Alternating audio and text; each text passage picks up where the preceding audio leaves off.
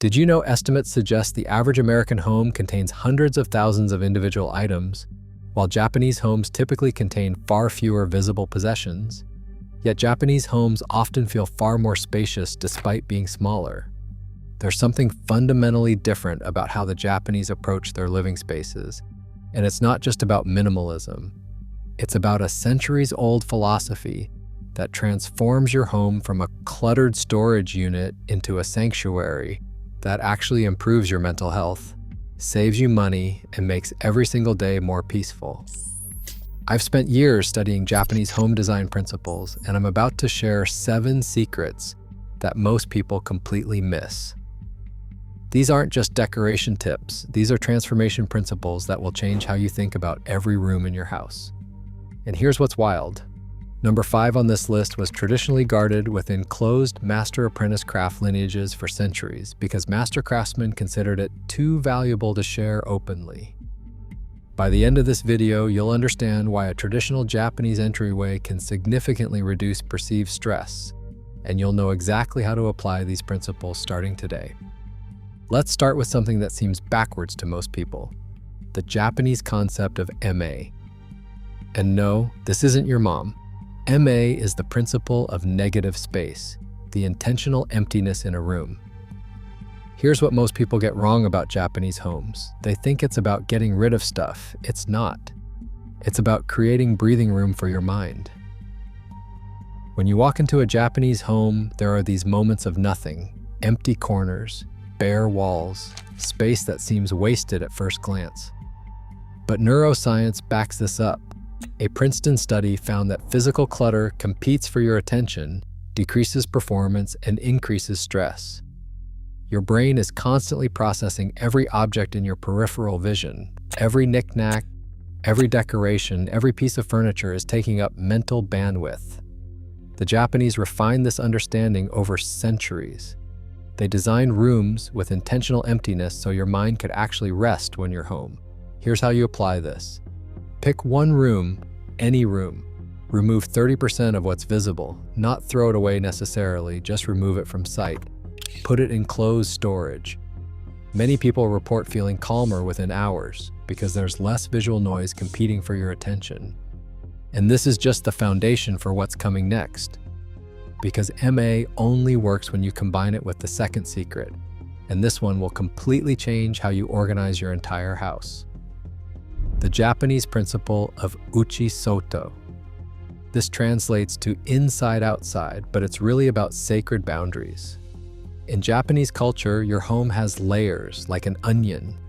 The outermost layer, your genkan or entryway, is considered semi-public space. It's where the outside world ends and your private world begins.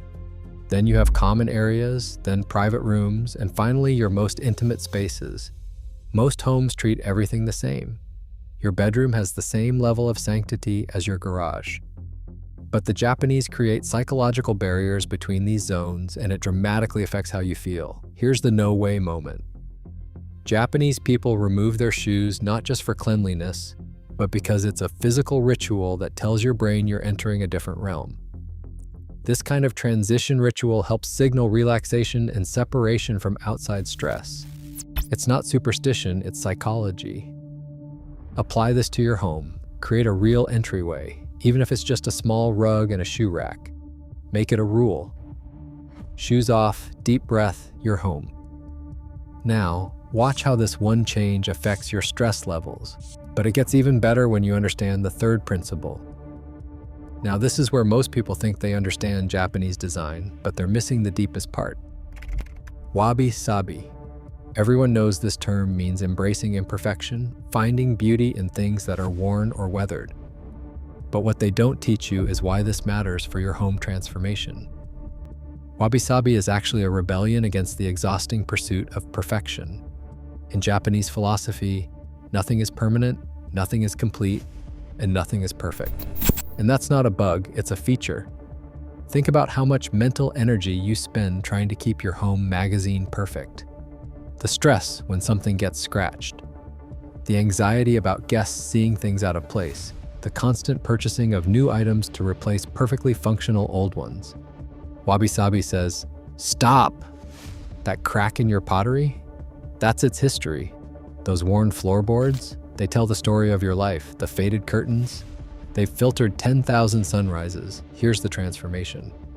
When you embrace wabi-sabi, you stop spending money replacing things that don't need replacing. You stop stressing about perfection. Research on environmental psychology suggests people in imperfection-accepting environments report lower maintenance-related anxiety. Your home becomes a living thing that ages with you, not a showroom you're frantically trying to maintain. And this mindset shift is absolutely critical for the next principle. The fourth secret is shaki, or borrowed scenery, and this one will blow your mind because it makes small spaces feel enormous. Traditional Japanese homes were tiny, often under 500 square feet, yet they never felt cramped. How? They didn't try to fit everything inside, they borrowed the outside. A window positioned to frame a tree.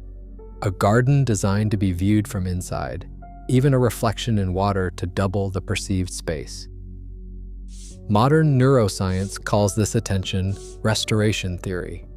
When your eyes have access to natural elements, even framed through a window, your brain recovers from mental fatigue. The Japanese have been using this for centuries. They position windows not for maximum light, but for maximum natural beauty. They use screens and shutters to frame specific views, like living paintings that change with the seasons. Here's your application. Identify your best natural view.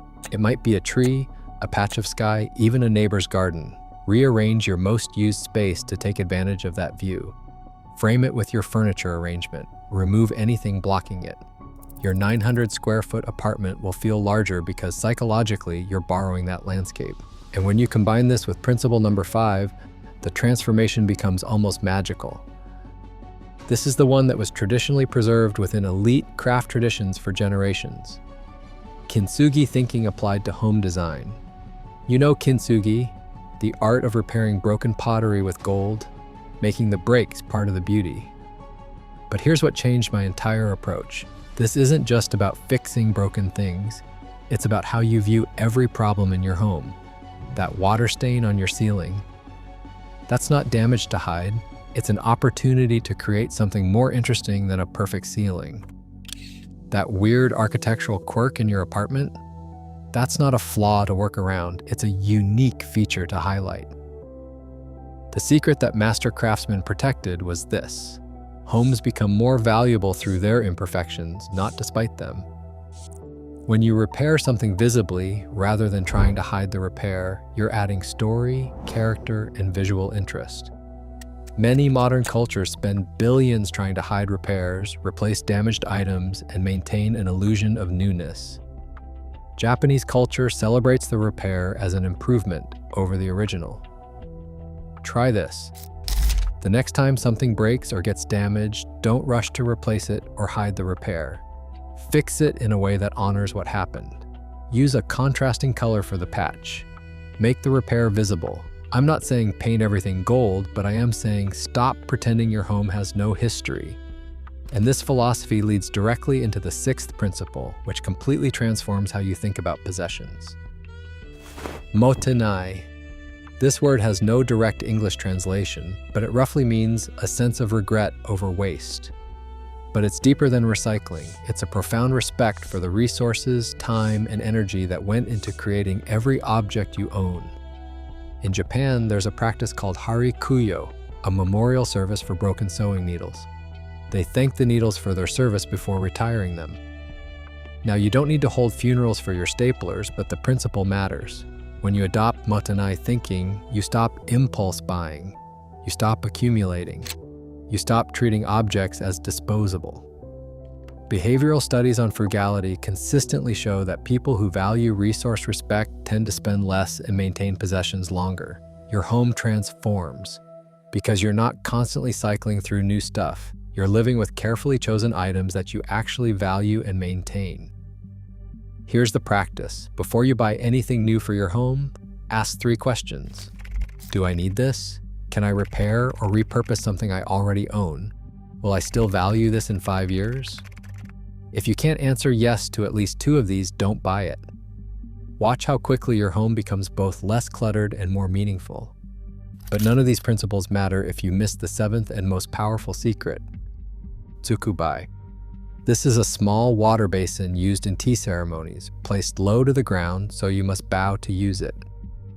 But the real secret isn't the basin, it's the forced humility. Japanese homes are designed with small, intentional inconveniences that slow you down and make you present. Low doorways that make you bow. Floor seating that makes you conscious of your body. Narrow hallways that prevent rushing. Many modern homes are designed for efficiency and convenience. You can race from room to room without thinking. You can grab food from the fridge without being present. You can live in your house for years without ever slowing down. Japanese design forces moments of pause. And those pauses, they're where peace lives. The transformation is to add intentional friction to your home. Not frustration, friction. A meditation cushion you have to move around. A tea ceremony you perform once a day. A specific chair where you sit to think.